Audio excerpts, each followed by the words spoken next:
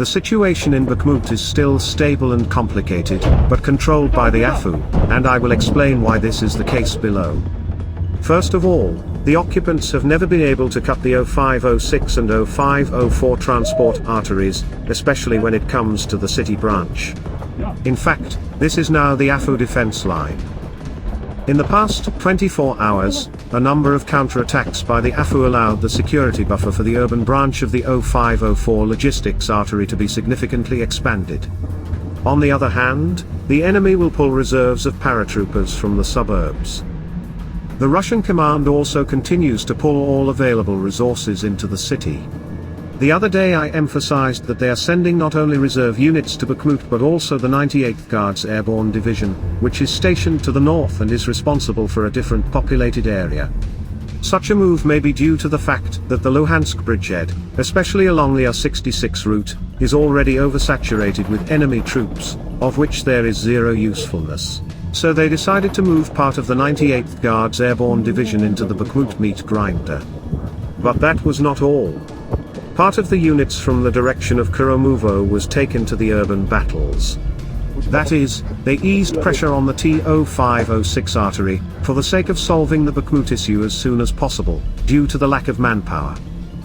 Also, in order to speed up the process, the enemy began to use aviation equipped with gliding bombs more frequently in the area of combat operations.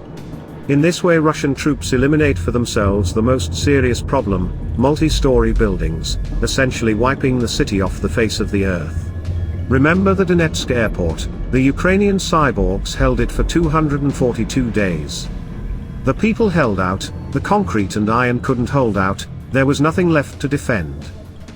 Before I continue, I ask you to subscribe to my channel, it will help to promote it. There have been reports on the net that the occupiers allegedly control 80% of the city, but we can argue with that.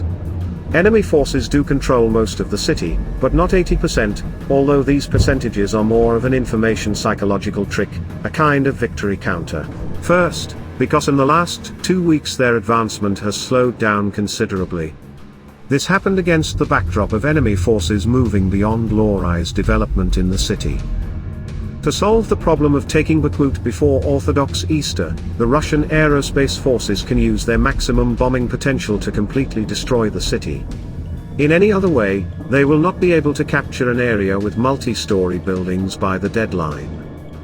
Thus, in a very narrow section of the front, a large concentration of forces and means is concentrated, in fact, limited to action in one location. Time will tell how this will end. I will not give out any versions, but to describe it in a nutshell, nothing good. But for which side? The remaining part of Bakhmut controlled by the AFU is predominantly multi-story buildings, where the Russians are doing very poorly, due to their low level of training and experience in urban combat. That is why they have a noticeable inhibition and zeal to level the city. Bakhmut fortress continues to hold the defense.